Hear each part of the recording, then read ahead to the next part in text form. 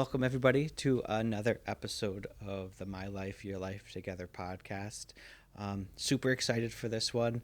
As you can tell lately, we've done a few of these remote recordings with guests, and we're excited just to bring another one here with Joseph, who we met through a Facebook group Yep. for podcasters, and I've learned a little bit about him, and Zach and I are both excited just to kind of have you know hour or so conversation with him about our his background, our backgrounds. I'm not gonna get too far ahead of it, but what drew me to kind of message him was he had this like amazing post on Facebook looking for a guest, and like I was reading it, and it was you just things you've accomplished in your life have that carry so much meaning and really touch the hearts of a lot of people I know.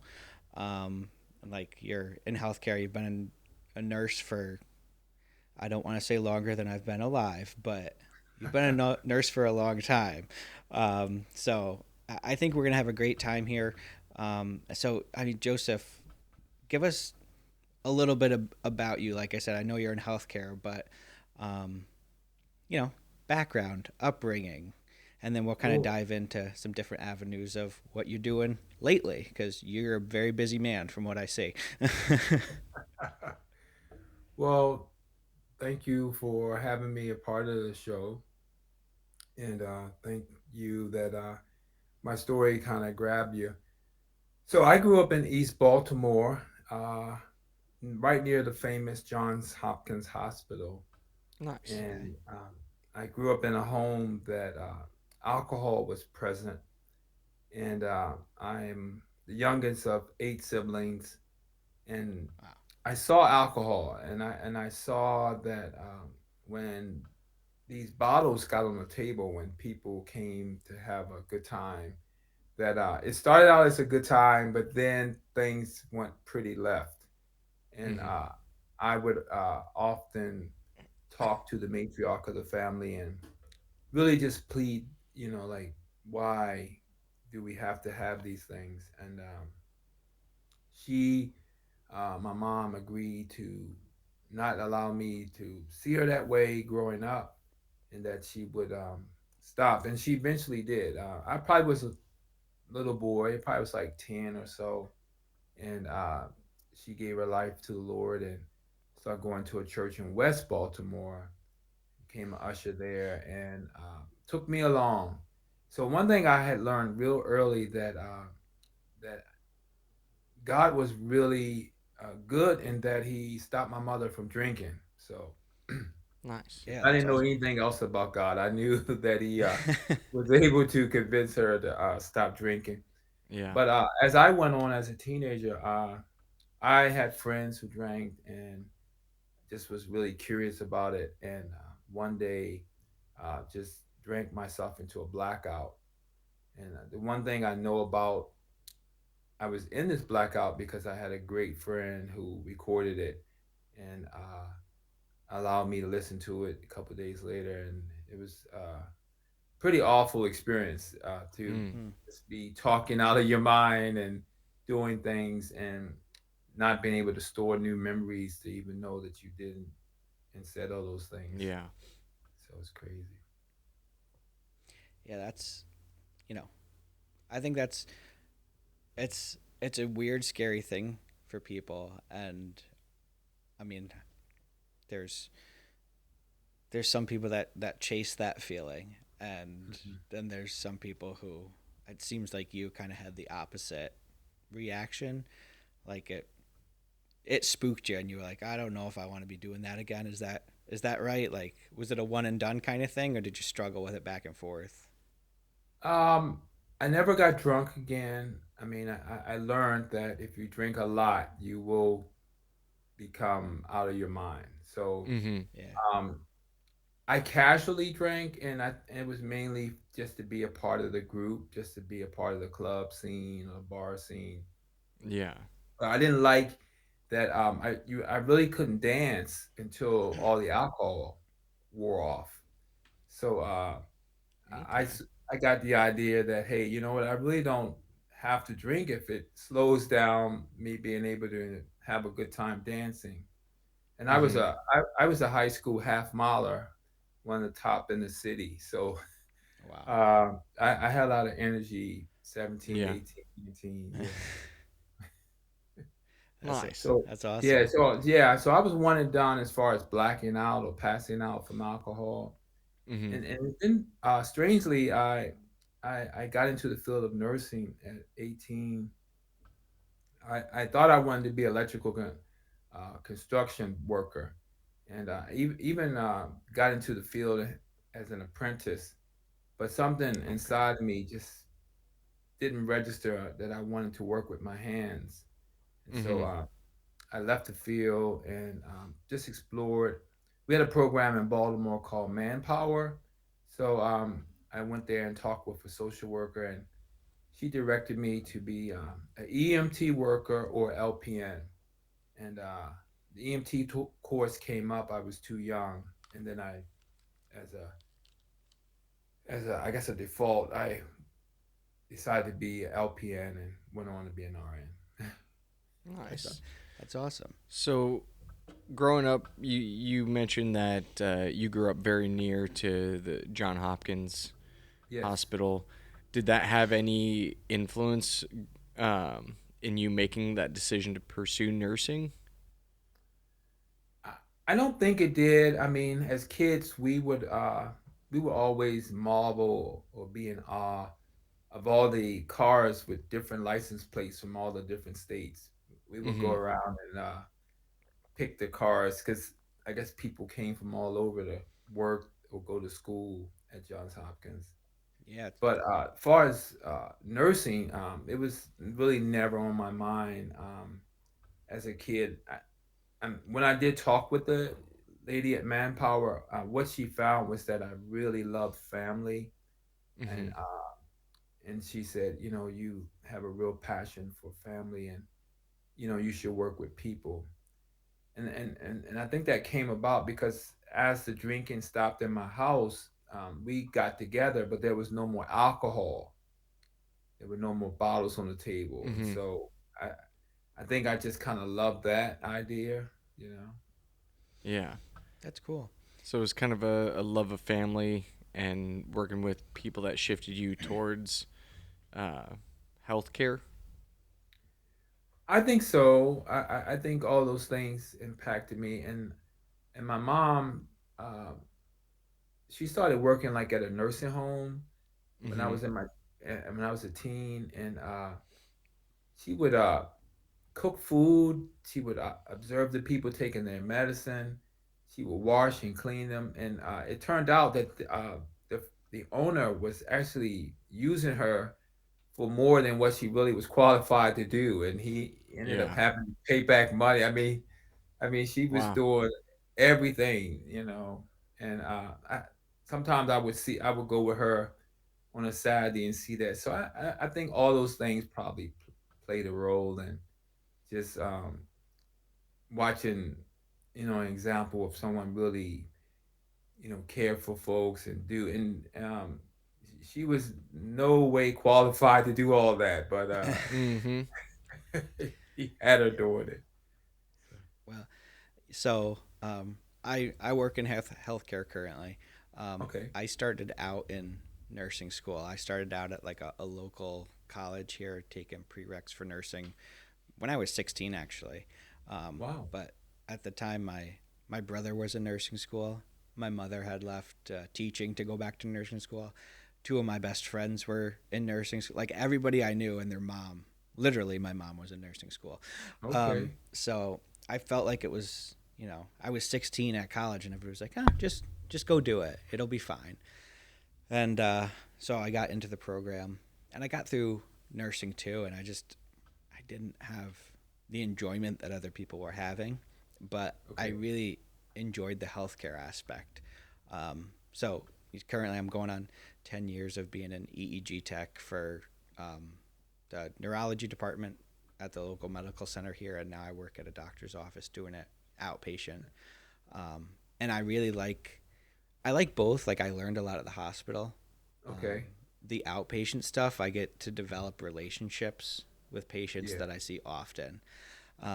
I bring that up because I mean one of the biggest things that I saw for you is your outpatient work in a certain specialty of nursing that you kind of combined your experience from childhood into now, you know, something that pretty big in the Baltimore area, um, and even to go what you were saying with you know, getting to see your mother care for people. I mean, Mm-hmm. you, given what you do, and I'm going to let you share a little bit about it. I mean, you have that same care in you, and I would imagine you enjoy developing those relationships with people too, right? I do. I do. My mother was from Durham, North Carolina, and she had uh, a way about her. Like if she saw someone carrying their bags, a woman carrying their bag, she would make you go and carry the bag and uh, till she got to her home. You Mm-hmm. know, open the door, always say thank you.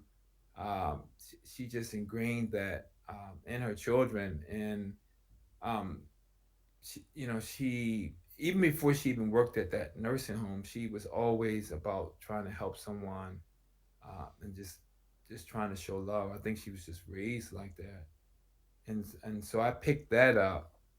Uh, but then when I sort of got into the field of nursing and eventually got into the field of addiction treatment nursing, the bells start going off. You know, I was just like, hey, Yeah. you've seen this before, Mm-hmm. and you stood there with tears, asking her to stop. And so now in the field of addiction treatment, uh, about 28 years now.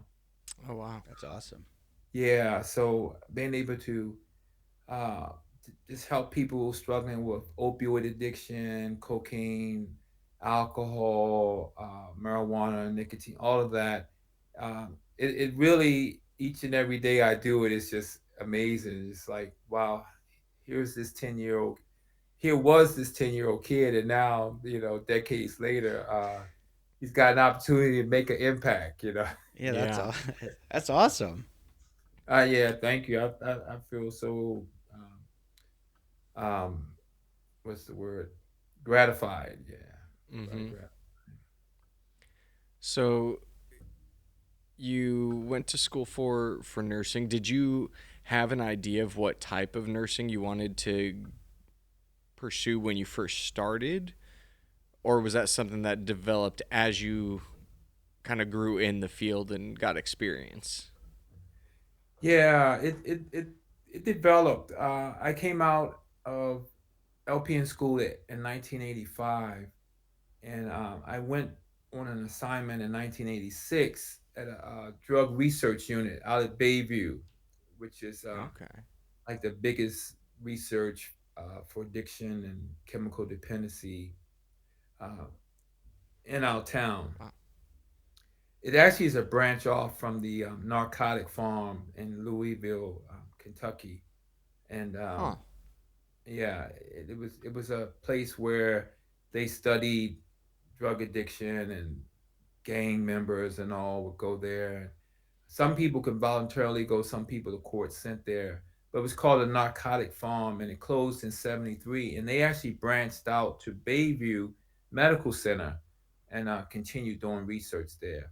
But I got this assignment, and I was working there, and I must have done like 6 months, and the agency moved me to another assignment. But the manager there really liked my work, and she got a hold of the agency and offered me a job with the National Institute of Drug Abuse. So Oh. I, I was happy because I was doing like long term care nursing, nursing homes. I really wasn't Yeah. happy doing it, you know. Yeah. So I got an idea to do. I got an opportunity to do research, drug research, and it was good. I wasn't passionate about it because in research, you're giving drugs. People sometimes have awful effects from it. Some people get highs from it. Some people have withdrawals. So I wasn't really moved to do it, but I was learning. I was learning, Mm-hmm. and I stayed a little while in till about 88 or so. And I came back to it in the 90s for residential treatment for about 3 years. But to answer your question, no, I wasn't really sure with what I wanted to do, but somehow Yeah. I kept getting guided.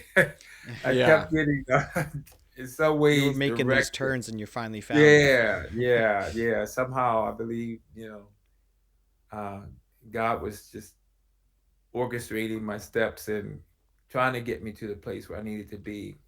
And I think finally what made me conclude that this is what I wanted to do was in '04. Um, my mom had passed in '04, and there was an opportunity to be the director of nursing at at this residential treatment center called Gaudencia. And I didn't want to take it at first. I was like, I'm still grieving my mom, but my wife is like, Hmm. go ahead. It'll be a good way to, find something else to do with yourself. And at that point, um, I found out how you could be a certified addictions nurse. And it just hit me. I said, this is what you're supposed to do. Like you're Yeah. supposed to get certified. You're supposed to learn all you can about addictions. You're supposed to really make a difference. And so I did that. And from there, I got into some book writing, and the journey just keeps on moving. Yeah. Wow. That's it's really interesting um, to hear you talk about your childhood and then getting into this field of addiction treatment because I'm sure like you were saying you kept on kind of taking turns and felt like you got guided. Yeah. Excuse me. But it's interesting to see that it almost was part of like your personality even as a young kid, Hmm. with how you responded and what you were able to do for your mom as a child, and that almost just grew and seems like it grew and developed more and more as you got older and got into your career. It's interesting to see, you know, over your childhood and then into your adult and professional career, it was all kind of one path. It looks like. Yeah. Yeah, To yeah, tag to yeah. tag on to I agree that. with you, Zach. To tag on to that.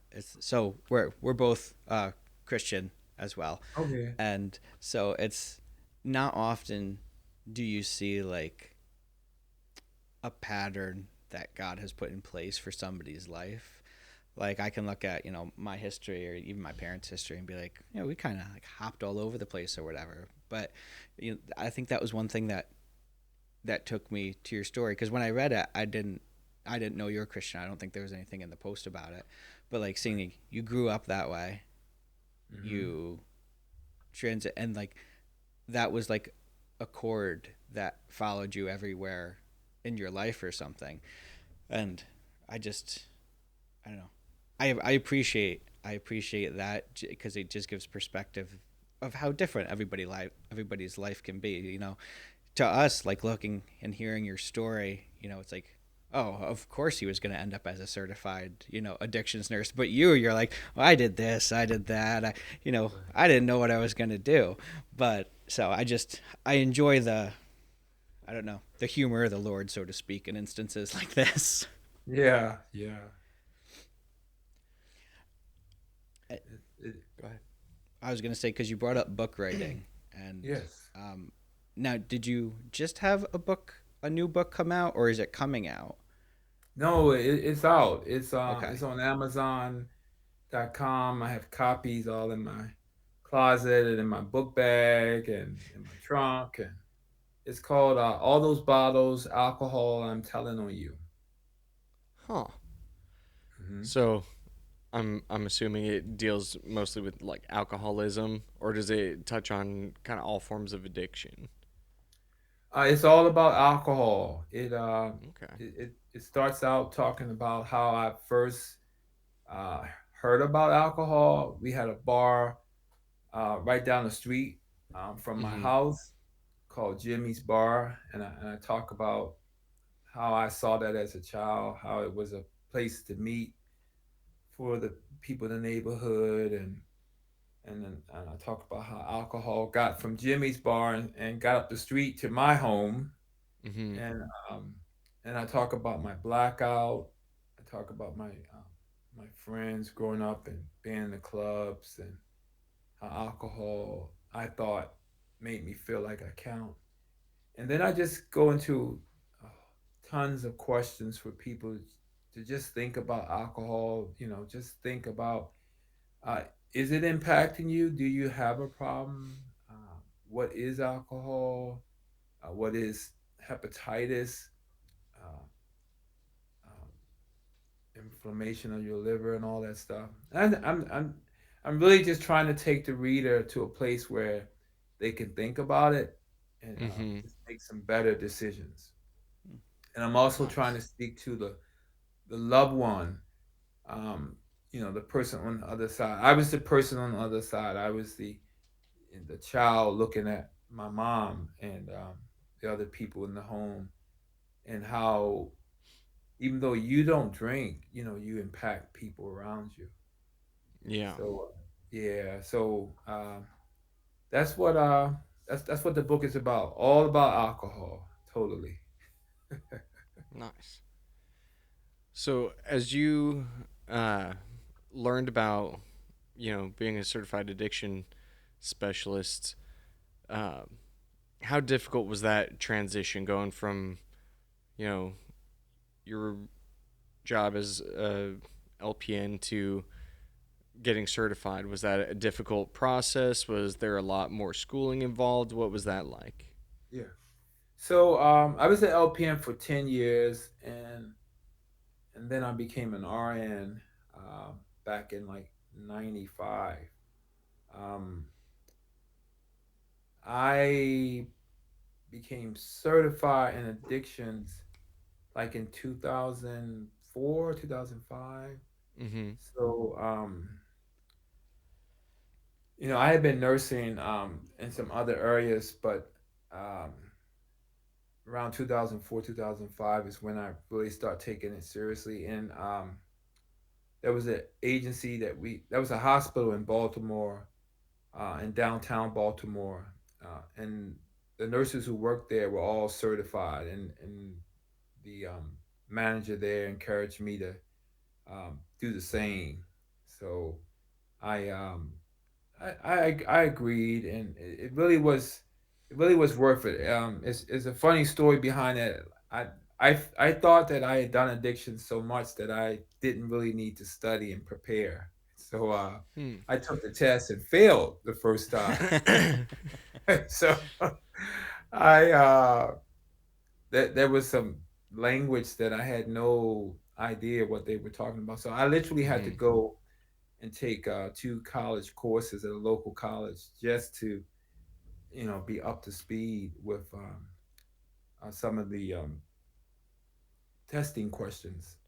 Okay. So after I did the courses, I had a better idea. I took the test and I actually passed, and so I knew I felt confident at that point. But it's just funny how cocky I was, just thinking that I, I Thinking knew you enough already to. knew it.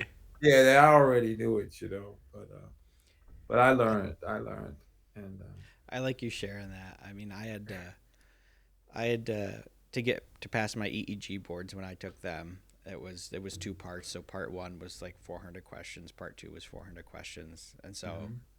I was new to the field. I had no idea what it was before I worked in it. But I would take like practice quiz after practice quiz after practice quiz, and then I finally took there was like a 1,200 question practice exam, and I was like, I think I got this. And I Okay. remember taking it, and I was like, where the heck did they pull these questions from? Like these weren't on any of the quizzes I've been doing. I got some abysmal score, like a 38 or something. Wow. I was like, wow, this sucks. And so I did practiced and studied a little bit more, and was terrified going into my board exam. And this is just a funny story of what was I, 21-year old? Yeah, 21-year old. I go to the testing center, and you get a scrap sheet of paper, a pencil. The test is on the computer, and they gave you a ruler. And so I get through the test, and I didn't use the ruler once. And so my friend was taking it like the same day, and so we met up after. I was like, "What did you use the ruler for?" And she was like, "That's how you're supposed to measure the height of the waveform on the screen." I was like, "Oh, I completely just guessed on that." I said, "I was wondering how I was supposed to measure it. It didn't click with me to use a ruler on a computer screen, like a physical Right. object to a digital object." And That's so, actually pretty funny. 8 weeks later, Yeah. I get my breakdown in the mail. All 6 measurement questions. I was 0 for 6. Oh but wow. but I still passed because it was such a small, 6 questions out of 400. Right. But it still cracks me up thinking about it. Just like I always think tests are out to get me. That's funny. So once you got your new certification and stuff, what did you go on from there for your nursing career? What did you go into? How did that change your career? Yeah. I always wanted a BS degree in nursing, so I did go back to school again for a 4 year degree at Notre Dame University of Maryland.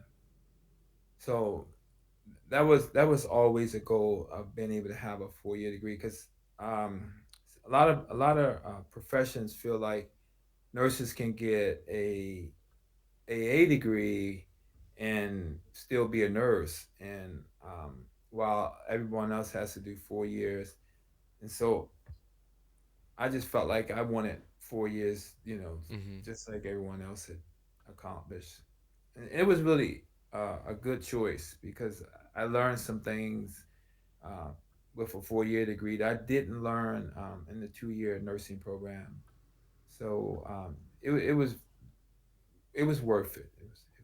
It was worth accomplishing that task.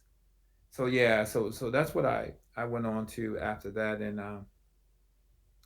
pretty much I'm content with nursing. I can't believe now I'm actually talking about retiring. I'm going to Mm-hmm. go to a Social Security workshop this month. I mean, it's not anytime real soon, but probably in the next 8 to 9 years, I would like to do Yeah. that. And I still will like do some teaching. I do have a side business called McCray Lectures, and I give about like 2 or 3 talks a week.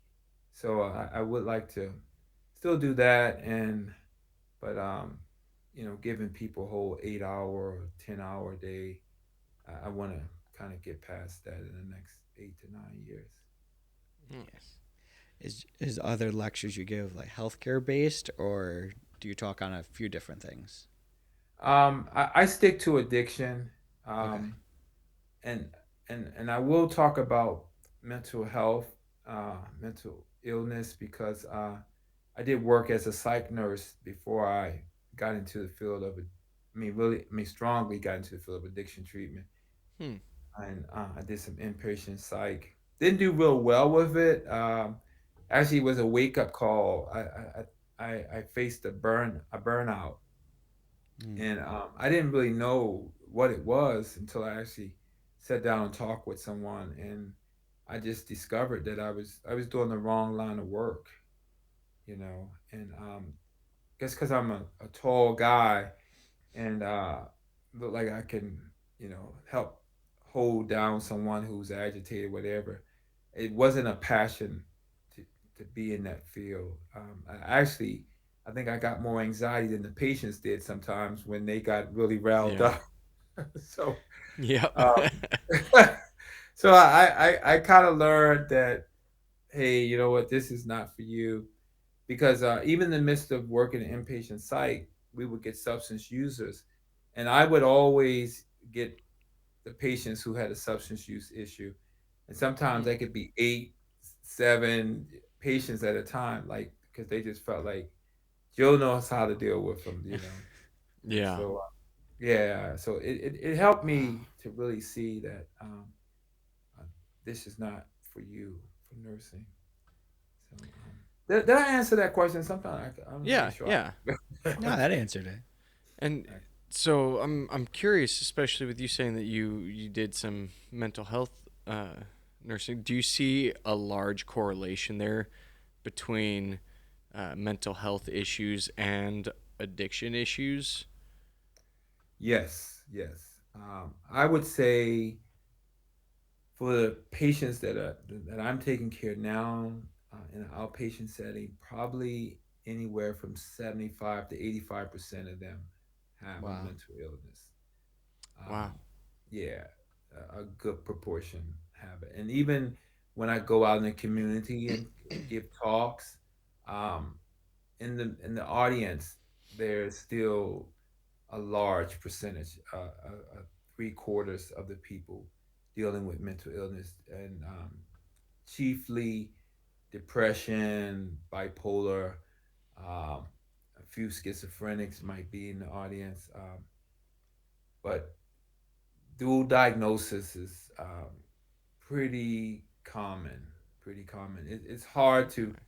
find someone with a substance use and they not have a mental illness.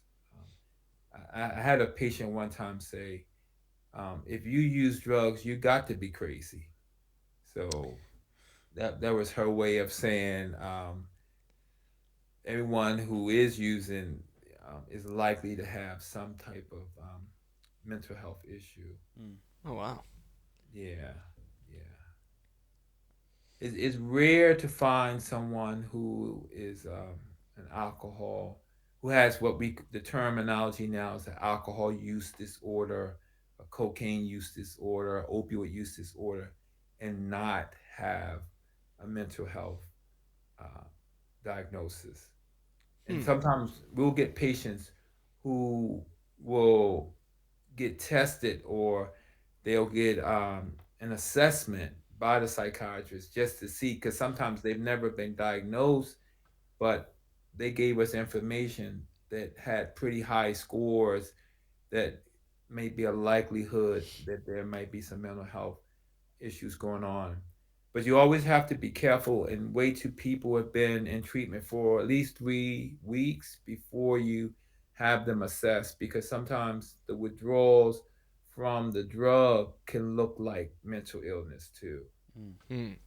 So so Okay. so yeah, so that you wait a couple weeks before you get them to get a true assessment from a psychiatrist. Gotcha. Nice.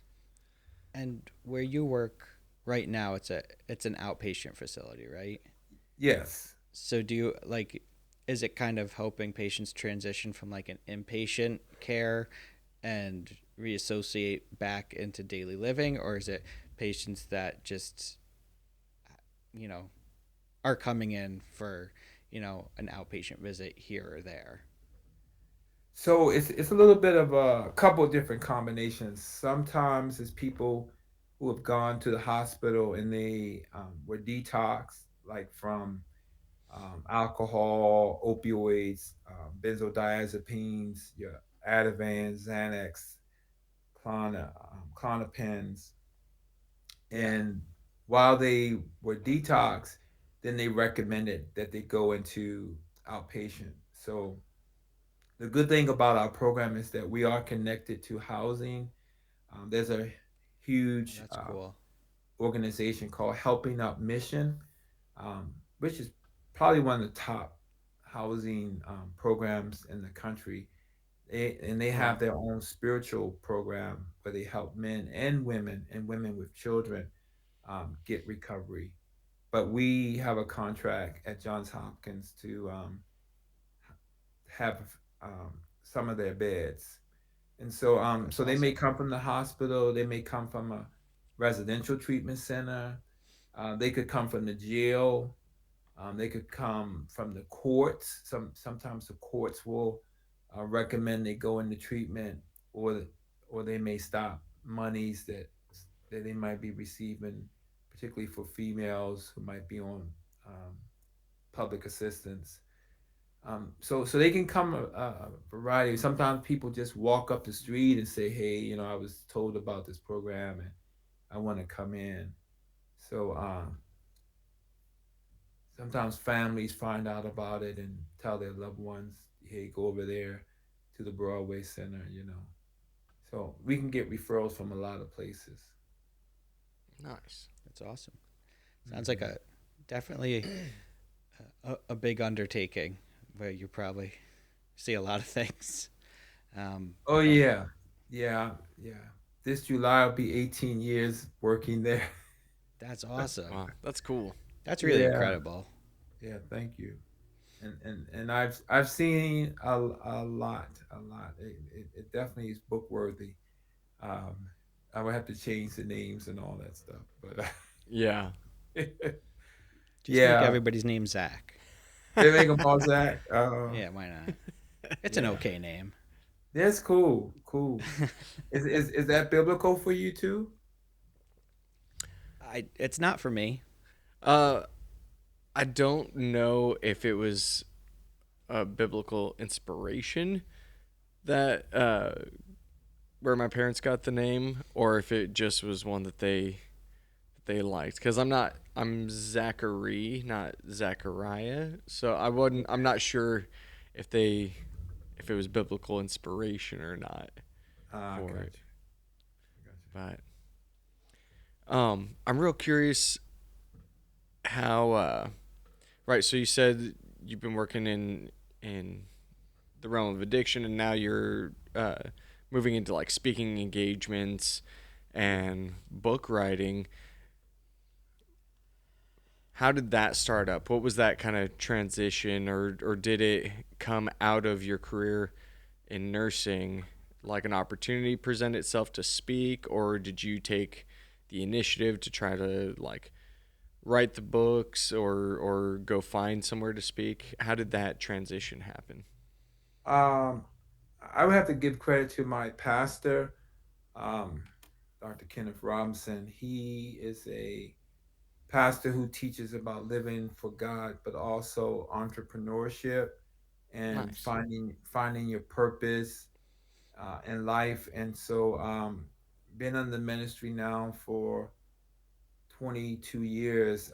Over the years, just watching and listening to his message just helped me to kind of hone into, what is my gift, what is my Mhm. assignment. And when I started writing books, I did a book about my mom, just to kind of, like a memoir. That was the Yeah. start. That was the start of it. And then I did a book about mixing, about healthy relationships. I worked in HIV care, so I wanted to kind of set some things straight about that. Okay. And at the same time I wrote that book, I was also thinking about, like, would someone be interested in hearing me talk about substance use? I mean, Mhm. I give talks at Hopkins every week, but I was thinking, would someone outside of Hopkins listen to me? And so I started this business in 2011, and I gave free talks for 2 years. I just went up to people and said, "Hey, would you like to have a talk?" And I Mhm. don't charge you, Yeah. and so they were like, "Sure, come on in," That's and awesome. That's really cool. yeah. And so I did that, and one day I went to a shelter to ask them if they had a need, and an idea came to me. I think it was a God idea to mail a book to the lady, and I mailed her the book called Mixing, which was my second book. Mhm. And as soon as she got it, she called me in and said, "Hey, I want to give you a tour." And she says, "When do you want to start talking?" And I was just blown away. Like, okay, like they actually want to pay you for this. Yeah. So that started in 2013, and from there, I've been just giving the talk. I'm still at that shelter, still Mhm. talking there, and I go to a residential center over in West Baltimore, and I give like two back to back talks, um, like one and then one at two. So yeah, so it really got started from just watching his example, and just stepping out there, and um, really just learning like what it takes, you know, making all the mistakes and um, making them for free. You know, the clients didn't pay a dime, you know, but I was learning. I was learning. Yeah. So so now, That, you know, I feel like, hey, I'm still learning because even after I give talk, like recently I started realizing to tell the audience what you're going to talk about. Like, mhm. these are the three main things you're going to talk about. And the thing about people with substance use, when you're educating them, their minds are still healing, their brains are still getting well. Hmm. And you can't inundate them with a lot of information. Like, you have to Mm. say, hey, this is what I'm going to talk about. And then during the middle of it, you got to say, hey, this is what we talked about. Then at the end, you got to say, hey, guys, did you appreciate us talking about blah? You have to keep saying it because, Re-emphasizing. yeah, re-emphasize it because as much as they want to retain it, drugs and alcohol has delayed them being able to really process information properly. Hmm. Yeah. Wow, that's good. I'm curious with your work as a nurse with these speaking engagements that you have.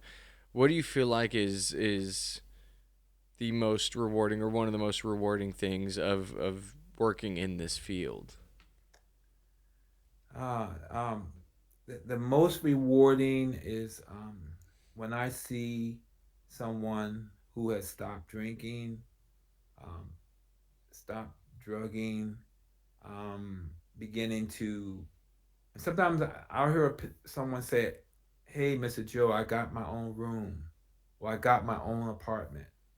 I mean, they're a grown man, and some would say, "What's the big deal? You're 50 some years old. You should have been had an apartment."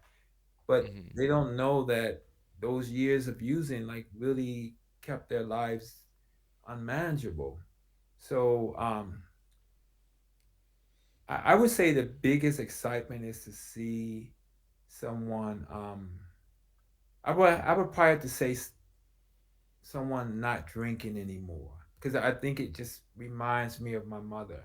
You know, Mm. and particularly like when I see women who come in treatment and they are drinkers, um, alcohol users, and then I see them get it in recovery, and really get it together. And I'm reminded of a patient who was an opioid user and an alcohol user, and we actually discovered the alcohol use um, just from some times when they were present in the clinic, and almost a reminder of Billie Holiday. When you say the word Billie Holiday, most people think of what drug? What drug comes to your mind? I'm not sure. You ever heard of okay? I'll Billie Holiday was a I'll jazz singer. I was gonna say this might show our I'll say I know the our name, youth but a little too Oh, much. okay, okay. Sorry about that. Well, Billie Oh, Holiday was a famous blues singer, okay. and she actually had some time here in Baltimore. And they did a movie about her called "Lady Sings the Blues." Um, but she was known for opioids. She was a big Okay. heroin user. But what people didn't know was that later in her life, she resorted to alcohol. She actually died from cirrhosis of the liver and Huh. heart damage. And Wow. so, in the last stages of her addiction, she switched from opioids to alcohol, which alcohol and opioids are both depressants. Mhm. Depressants, they both slow the nervous system down. And so, so sometimes when I see like women in treatment, I think that like tugs at my heart probably the most, you know. um, but I'm happy for any accomplishment my patients make, and I'm happy. Like sometimes I'll just say to them, "Thank you for coming back," and Yeah. they say, "Mr. Joe, why do you say coming back?" I'm like, "You didn't have to come back, you know. Like no one, Yeah. pulled you into the treatment center." And right. and then when they start getting their stuff together, and then sometimes when I'm out in the community, I see a patient and they're like looking good, and they got the company truck, and they're so excited, Mr. Joe, and they tell me what they're doing now. And some of them still take medicine sometimes to help with their recovery. Some of them take Suboxone or maybe methadone.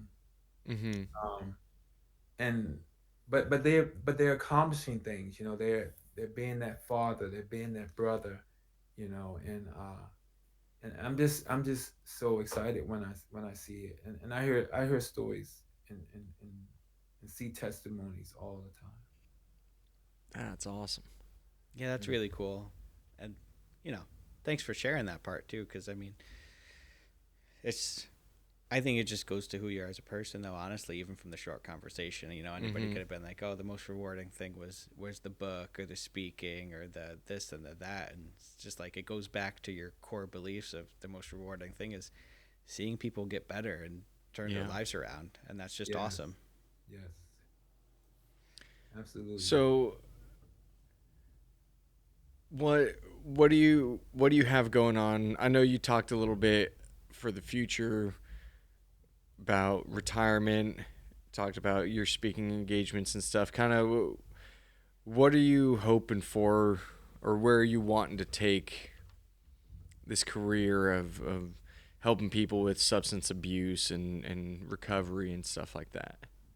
Yeah, yeah. So I'm hoping to reach as many people as possible. Denzel Washington said, "You can only affect your circle of influence." Mm, And so yeah. Mm-hmm. I'm trying to expound my circle of influence. I want to appreciate you guys for having me come on because I'm like, Absolutely. wow, Joe, you're doing a podcast. This is crazy, and That's awesome. between books, I mean, I started a podcast with my wife. It's called Alcohol, Drugs, and Us, and I'm a little bit of time kind of trying to perfect that. I did go Mm-hmm. out and grab me a microphone and some headphones, and Yep. so I'm trying to reach as many people as possible. Sometimes, w- one time I was praying, and I felt like the Lord said, "You're not working hard enough. Like you're not burdened. You're not as Mm. burdened enough." And I thought about. I said, when I was 10 years old, asking my mom not to drink, like I had no resources. I had no one I could, Yeah. I couldn't call anyone and say, tell her to stop that. Right. I didn't know how to pray. I mean, I didn't know anything except just a conversation, the two of us, with tears running down my face, and Mm-hmm. um, and for some reason, you know, my tears and maybe other things, you know, caused her to look at the woman in the mirror and seek out some kind of help. I had a Yeah. sister who was really angry with me when I made that statement because Mm, she said, "Well, you felt like you say mama changed because of you." Well, I say it because that's the promise she made, that Mm-hmm. she wasn't gonna let me grow up watching her that way. That was something she personally said to me. Now it could have been other Yeah. factors, but that's what I took away. You know what I'm saying? Yep. So, um, yeah. So, am I sticking to your question? Somehow Oh, absolutely. And yeah. you're talking. I'm saying like, wait a minute, did I answer that? Okay. Yeah. Yeah. So, No, yeah, listen, that's he's used to having conversations with me, and I never stick to topics. So you're doing great. well, and I just want to say one, thank you for coming Yeah. on our show. And we are super excited and happy to be a part of that. You're talking about broadening your circle of influence. While we're no big time podcast, but I'm happy that we can be a part of that journey and a part of that growth Definitely. to help you broaden that circle and influence more people, touch more people, and ultimately help more people. That's awesome. been super encouraging hearing your story and how you've grown from, like that story you said, from a 10-year-old to now where you've spent a lifetime helping and influencing people and helping people recover, and now you're just taking another step in that journey to bring people to some freedom. That's you've got a fantastic story. I'm really excited that you came on our podcast. Thank you. Oh, thank you. I appreciate it. You're welcome. Yeah. Do you have any other I mean, questions? the only other thing I just want to add is, as you were talking, the thought kind of popped in, like, even when you brought up retirement, in Okay. 8-9 years or so, it wasn't even, retirement for a sedentary lifestyle. It's retirement and be like, oh yeah, I'm going to be able to talk more and I'm going to be able to do more things. Mm-hmm. Yes. So it's super encouraging to hear as, even a younger person, just, that there's always going to be something for you to do. You don't have to do nothing. Like I see, I don't know, like retired athletes always pop into my head, because what happens to them, the vast majority of them, they lose their money or get out of shape because they become sedentary and they're not doing something to either better themselves or better others. So, I appreciate you sharing that with us. And just to echo what Zach said, it was, you didn't have to come on the podcast to two people who just started 9 months ago in upstate New York, but you did, and it was really fun just having a conversation with you. Absolutely. I've been talking about you guys for a while. You see, last week I was almost trying to be on the show last week. I had my yes. I got that email. We have a small group with a few guys from church and our pastor, and I got the email in the morning, and I was like, "What day is it? What day is it?" And I pulled up my calendar quick, and I was like, "Okay. If I screwed up somehow, I'm just gonna have to make it work." And then you responded, "Oh, it is next week." I was like, "Okay, thank God we're on the same page." Yeah. So, Joe, where can people find you if they want to, get a hold of some of your books, if they want to listen into your podcast? Where can people go to get connected with you? Okay. So I have a website. It's McCray Lectures. Um, I have a YouTube. It's called Addiction Treatment with Mr. Joe. Okay. I have the podcast Alcohol, Drugs, and Us. N is just the letter, capital letter N, us. Mm-hmm. And then my email is Joseph at McCrayLectures.com. So then I guess Facebook too, all of that. So yeah, Awesome. but yeah, definitely the website. I'll definitely. Okay. I'll make sure I put the website and the YouTube and podcast stuff in the put some links in the description of the Oh, podcast great, here and everything. great. So Great. I appreciate you guys. of I've been course. telling people all the time. I'm gonna be on this show with this guy named Zach. He's up in Upper New York. Yeah. That's awesome. Yeah. And we appreciate it too, because the more that you share, it helps us build our platform, and then Okay. also we're happy to be here to be able to help you build your platform too. So I'm hoping that we both are able to reach out and touch people with this message. So we appreciate you a lot Sure. for coming on here. So what made you guys get into podcasting? That's a great question. Yep. I'd wanted to do one for a couple years, and I've had issues with anxiety for a very long time, and so I just always thought, like, why bother? It's gonna fail. And then the more I got my anxiety under control, the more I needed a creative outlet for what my brain was doing. Yeah. That's how it felt, and so I was like, all right, I'm going to do it, because now to me, failure is not doing something because of what other people might think. Mm-hmm. Like that's what constitutes failure to me. Right. And to make an even longer story shorter, Zach was marrying one of my friends, and one of the first times I met him, we kind of joked about doing a podcast. Yeah. And then June actually end of May 2023. I was like, all right, I'm going to do it. I'm going to start a podcast. And was one of my first guests, and people were just like, you guys have such good chemistry. And I realized I really didn't want to do it alone.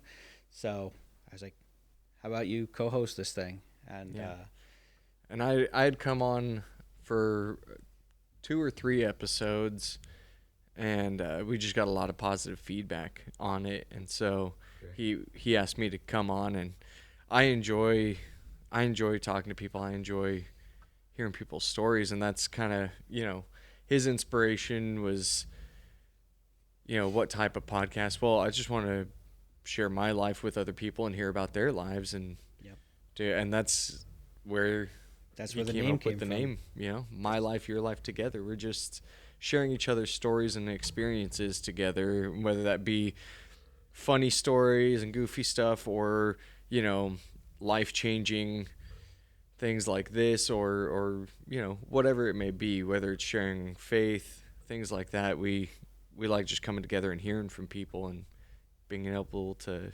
turn it into a platform where we can share it. So that's good. That's good stuff. And how did you how do you go about getting your guests? So the first 20 something guests we had were mostly all just people I know. Yeah, just like And, friends. Like I would reach out and be like, hey, like I reached out to Zach because we're both named Zach. We both have type 1 diabetes. So it was all about diabetes. Yeah. Oh, okay. I knew friends who with struggles of anxiety or depression, so they came on. Thankfully, I'm blessed with friends who are comfortable sharing these like vulnerable things. Yeah. And then, we have another friend who, we just discuss movies with for some episodes. And then I had posted in the group that I commented on your post on, I had put a post in there week or so before, 2 weeks before, just saying, looking for guests to talk about this stuff. And I had so many people reach out. You're our third remote recording. I haven't done very many of these. So, like the kinks with the echo in the beginning, still learning everything about it. Yeah. But that Facebook group I got a lot of feedback from. And so I ask anywhere. And, I had a bunch of people reach out. Some of the people I was talking with them, and it wasn't a good fit, but that's fine.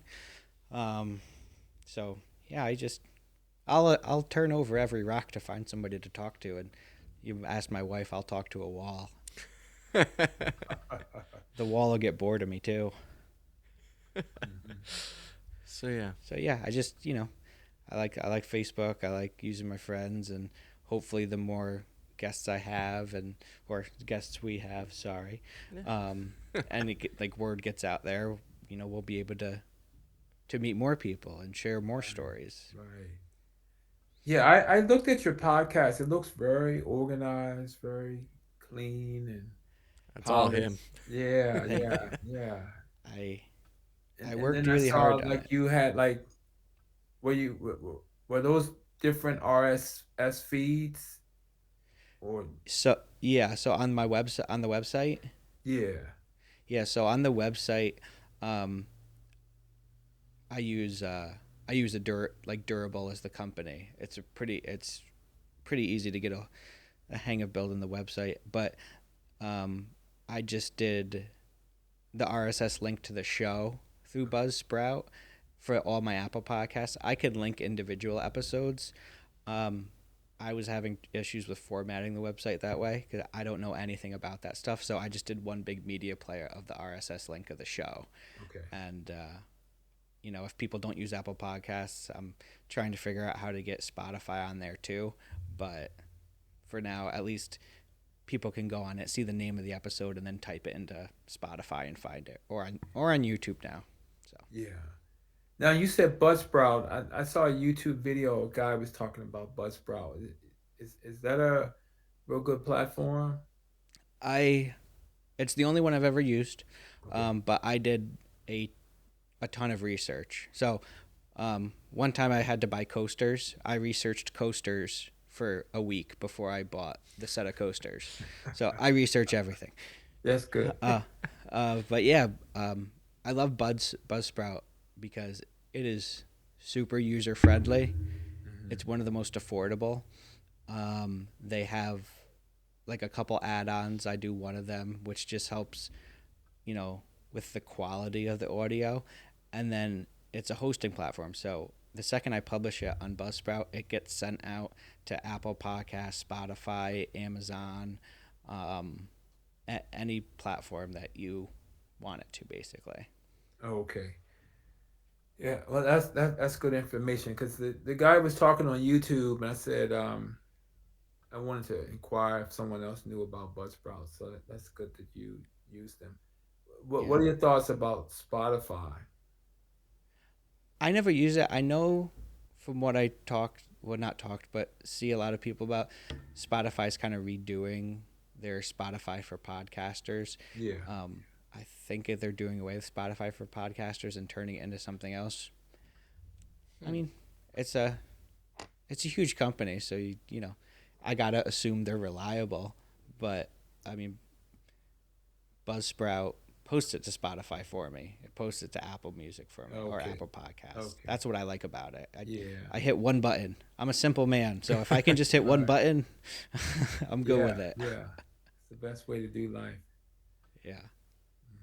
Yeah, if you have any questions about stuff with your podcast or whatever, I by no means know everything, but I'm happy to help, and I'm in a lot of Facebook groups about it too that are super useful. Like I had to ask a question about remote recording, and I posted in one of the groups, and I had like 6 7 comments with recommendations and step by step troubleshooting stuff. So I got you. there's a lot of resources out there. It's awesome. Great. So what are you all hoping to accomplish? Oof. That's a great question. We talk about this all the time. Like he shared the vision that we had is just connect with people. I want to build relationships with Okay. people. um that's just part of who I am. I like building relationships, but also what I think the Lord has put on both of our lives is to work and use our talents and gifts for the kingdom and the blessing of the Lord. Yeah. So I'd be lying if I said I didn't want to make money from this someday, but that's not, my overarching goal. Okay. I think I think for me the answer to that question is really I want to be able to help people. And I know that sounds super generic, Okay. but the way that I look at it is okay, we started off talking about our experience as type 1 diabetics. Yeah. You know, that's going to be able to reach hopefully someone out there that maybe is going through the same struggle. We've had people on talking about depression. Okay, hopefully that's going to be able to touch someone out there that's struggling with that.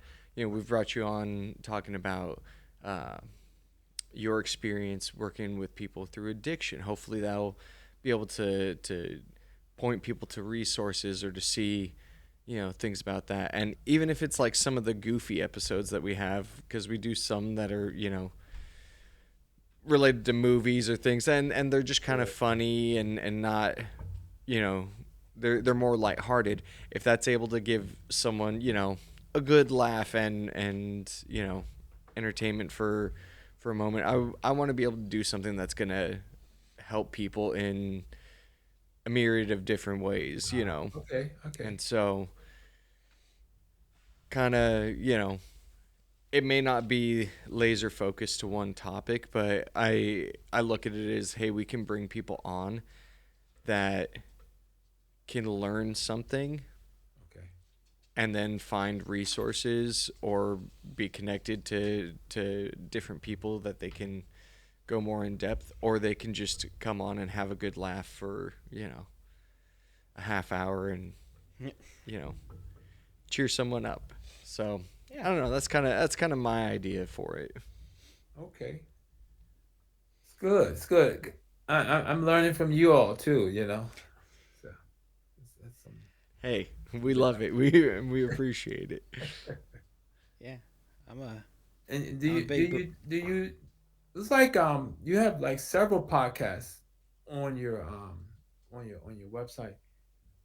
Do you do you try to do like 2 to 3 a month, or is it set amount? um originally I wanted to do them weekly, and Okay. then it was hard towards the end of last year. Okay. Um, but weekly is really what I want to do, and Okay. thankfully he shares the same Yeah, that's our sentiment as goal. me. So, um, for a while it was hard because one of the Sprout subscriptions was 3 hours a month, and we are very long-winded. Like most of our episodes are 45 minutes plus. A lot of them break an hour. I don't like editing things out because again, I like the conversation feel. Mm-hmm. So, um, we've upgraded that subscription a little bit. Now we get 6 hours. Now we can talk about whatever we want for however long we want. And this year we have done one a week, and we try to keep at least 2 episodes in the chamber. I call them in case of emergency episodes. That means, oh crap, I didn't have time to actually edit a long episode, so I'm going to kick out this 20 to 30 minute goofing off episode that still brings joy and entertainment. Okay. But yeah. Yeah, So I think once a week is our goal, and we're doing pretty good on it going into March. yeah, Good. Good. And are your listeners like aware that like your episodes come out on Mondays or Fridays or Yeah, so every Wednesday. every Um, Wednesday? I mean, I try to spam as much as I can on social media. The yeah. Facebook banner says every Wednesday. I do, like, leading up to when this comes out, I'll do a teaser post. I'll do a post the day before, and then I'll do a post either the day or a couple days after as just a reminder. I'm trying to get better with like social media videos of Mm-hmm. like just like updates on Saturday, what we did this week going forward and stuff like that. Okay. It's kind of like, right, there's the podcast side of it where we're actually doing, you know, recording the episodes, and then there's the social Marketing. media, which is almost like the marketing side of it. Yeah. Like Yeah. we've been talking about. Soon I'm gonna be trying to break into TikTok and start expanding into that form of social media so that we can get more, you know, become more visible, Yeah. which brings more listeners, things like that. So, yeah. Yeah. Wow, that's good. Cause so you have to do the podcast, then you have to edit the podcast, then you have to promote that you're putting out the podcast. Yep. Yep. And I will say, and giving credit where credit is due, he is Zach here has carried the vast majority of that workload so far. So he's done a phenomenal job. That's also why when you said, "Hey, it looks nice and clean and polished," I was like, "That's this guy. Ah, he's a hard worker and he's got a knack for it." So I yeah. Yeah, that's good stuff. I enjoy it, and there I'm learning how to use tools effectively because like there's great things on Facebook or Meta Business Suite where you can schedule posts. So I've been trying to like do a whole bunch of posts, get them exactly how I want them, then schedule them for Monday at 7 a.m., Wednesday at 12 p.m., Friday at this, Saturday at that. Mm, Um, okay. I don't What always do that. Sometimes it's hard, but I'm what's a what's your username on Facebook? Well, I think I'm your friend now. yeah, we're friends. Yeah, mm-hmm. yeah, that's right. That's Yeah. right. Um, I'll check it out.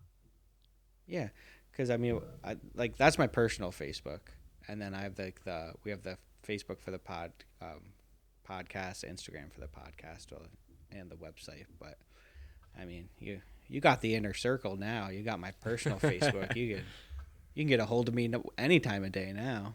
Okay. So your Facebook podcast is that where you announce when you're gonna post a podcast and the actual you put the actual podcast on Facebook?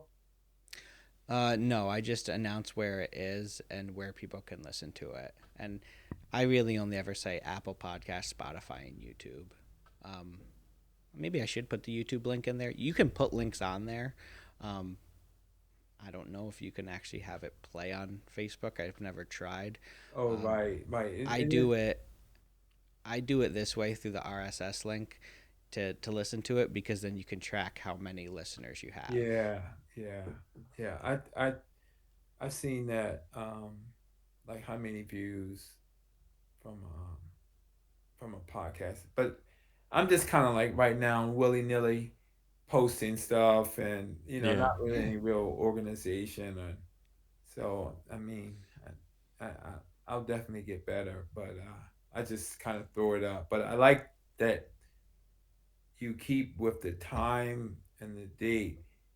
I mean, the time of the week that you're going to post it, and you're letting people know that, hey, expect a podcast this Wednesday. Yeah. Mm-hmm. I don't think I could do every week, but I think I can at least keep to twice a month. And Yeah. yeah, and then I'll try to pick a day. Like, I mean, I do a Facebook on the second and fourth Thursday, but I would have to edit that and then put it in a podcast like maybe the following week. Yeah. Yeah. But you gave me some ideas. That's good. Oh, good. Yeah. Um, Everybody I talked to told me I was absolutely insane for trying to commit to doing it weekly, and I was like, "Oh, it can't be that much work." It's insane. I 100% don't recommend it unless you feel strongly about doing it every week because it's an obscene amount of work. yeah. I work full time. I'm back in school basically full time, and then we're recording, and then I'm editing, and my wife is, I don't know, 5 months pregnant now. Yeah. So we're getting the house together for our Oh, first kid. congratulations. Thank Congratulations. you. So yeah, it's wild, but it's my passion, it's my hobby, and I I'm just so passionate about it. So is Zach. So Yeah. yeah, we're gonna do it. And Yeah. seriously, reach out to me if you have questions or just want to pick my brain. Like I said, I don't know everything, but you're you were a super awesome guest and super fun to chat with, and we'll Thank you. happily talk to you anytime you want. Yeah. Okay. I appreciate that.